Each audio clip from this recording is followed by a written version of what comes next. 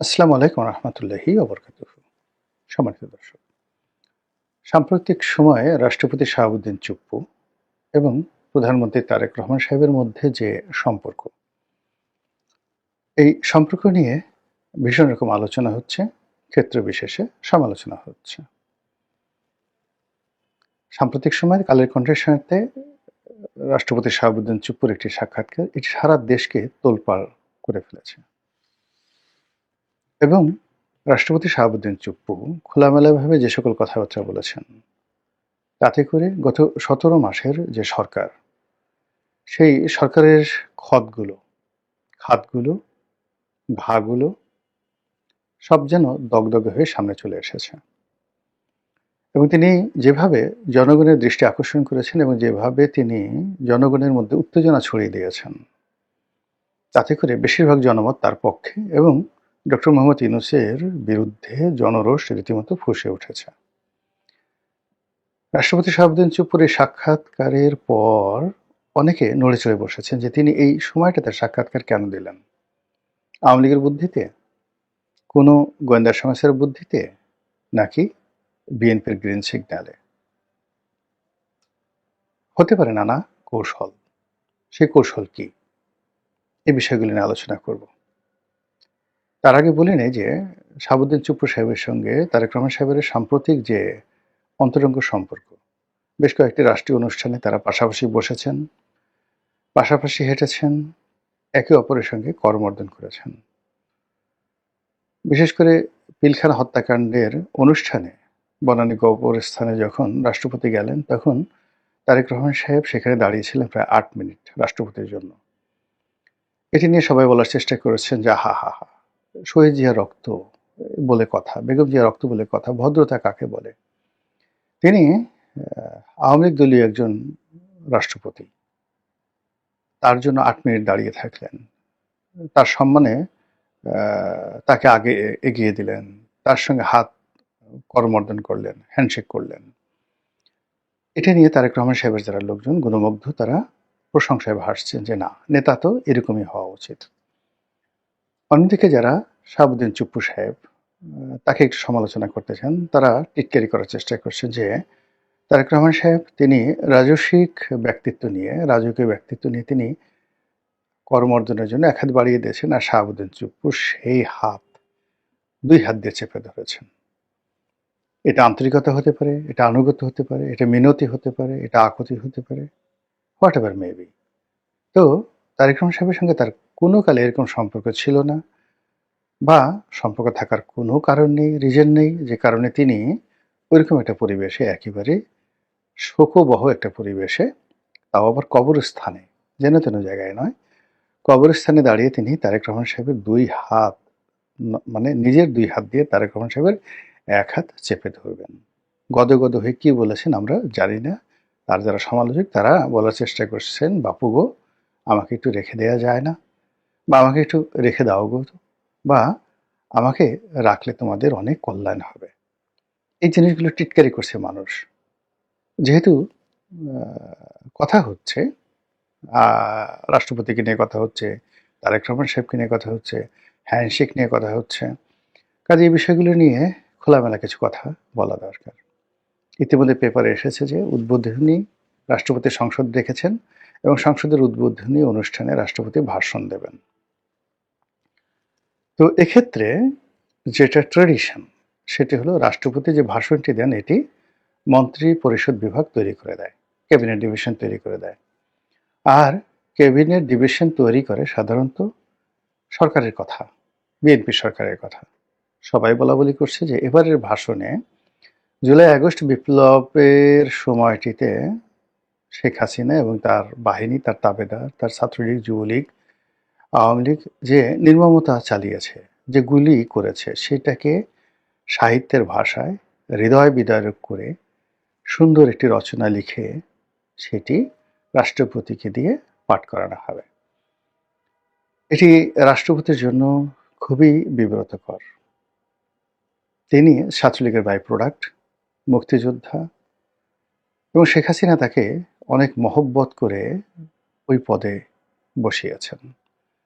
পরবর্তীকালে তাদের মধ্যে কিছু টানাপোড়েন হয়েছিল, এটা সীমিত, কিন্তু তিনি কোনো অবস্থাতেই শেখ হাসিনা তার প্রতি যে দয়া দেখিয়েছেন, দাক্ষিণ্য দেখিয়েছেন, এটি তাকে কেয়ামতের ময়দানে পর্যন্ত শেখ হাসিনাকে কদমবুসি করতে হবে। এর কোনো বিকল্প নেই। শেখ হাসিনার প্রতি কৃতজ্ঞ থাকতে হবে।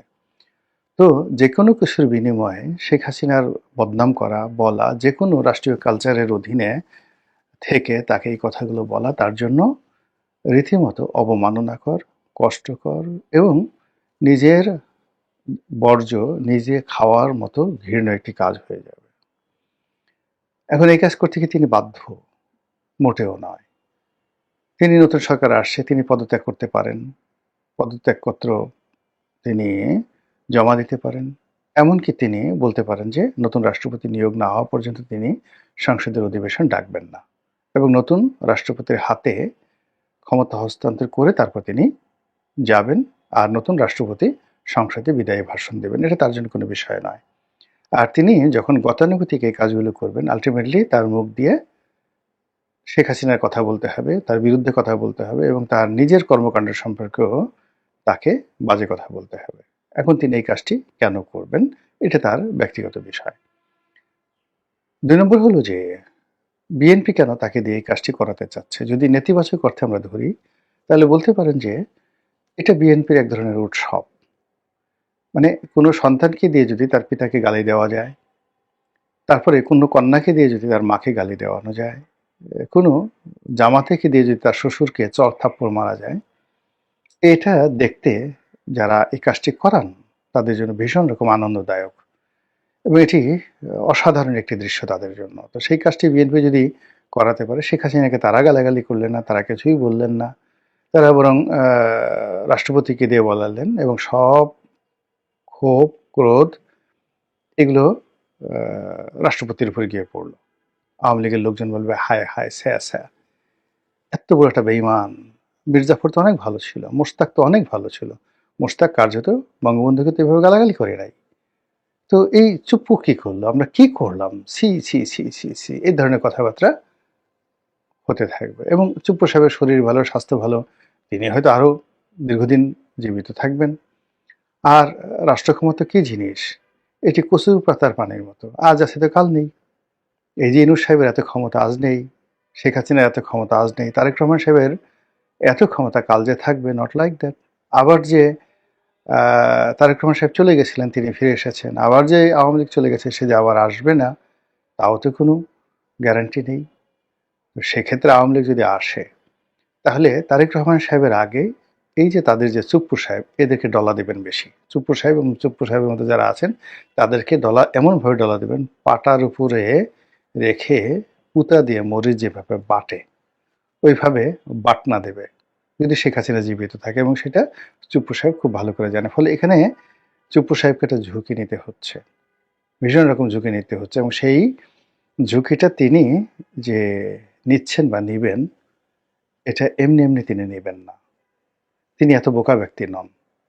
তিনি বিএনপির কাছ থেকে তার মেয়াদের পূর্ণ গ্যারান্টি এবং সেফ এক্সিটের গ্যারান্টি না পাওয়া পর্যন্ত তিনি এই ঝুঁকি নিয়েছেন, নিবেন বলে আমার বিশ্বাস হচ্ছে না। বাকিটা তার ব্যাপার।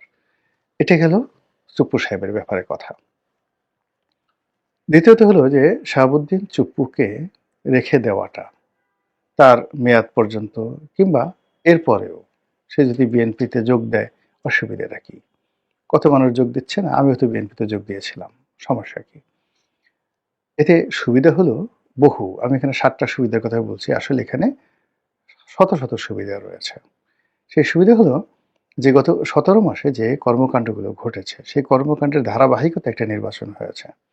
এখন রাষ্ট্রপতি যদি হাটে হাড়িয়ে ভাঙেন, যেমন শেখ হাসিনা পদত্যাগ করেননি, তারপর প্রধান বিচারপতি থেকে শুরু করে অন্যান্য বিচারপতিদের যে অভিশংসন, সেটা নিয়ম মোতাবেক হয়নি, হাইকোর্টের পুনর্গঠন হয়নি। এই বিষয়গুলো যখন রাষ্ট্রপতি তার মুখ দিয়ে বলবেন, অথবা তিনি এই বিষয়গুলো ধামাচাপা দেবেন না, অথবা বঙ্গভবনে যে ডকুমেন্টেশনের দরকার আছে, রাষ্ট্রপতি যদি এখন বিএনপির সাথে যুক্ত হন এবং তিনি যদি ব্যাকডেট দিয়ে যে ডকুমেন্টগুলো আছে সেই ডকুমেন্টগুলো তিনি তৈরি করেন, অনেকগুলো ডকুমেন্ট তার সাইন করা প্রয়োজন পড়বে, স্বাক্ষর করা প্রয়োজন পড়বে, এবং সেগুলো তিনিও ভাবেননি, বিএনপিও ভাবেননি। তো সেই জিনিসগুলো যদি তিনি ওখানে বসে বসে করেন, তাহলে এই যে তারেক রহমান সাহেবের ক্ষমতা গ্রহণ, নির্বাচন করা, সরকারের স্থায়িত্ব, এগুলোর একটা কন্টিনিউটি থাকবে, ধারাবাহিকতা থাকবে, সাস্টেনেবিলিটি থাকবে, কনসিস্টেন্সি থাকবে। কিন্তু যদি উনি চলে যান, বিদেশে চলে যান, বই লিখেন, এই যে জিনিসগুলো বর্ণনা করেন, সেটা আজকে না হোক, কালকে না হোক, কোনো দিন যদি ক্ষমতার পট পরিবর্তন হয়, গণেশ উল্টে যায়, তখন এর প্রত্যেকটা জিনিসের জন্য বহু মানুষকে ফাঁসির দড়িতে চড়তে হবে।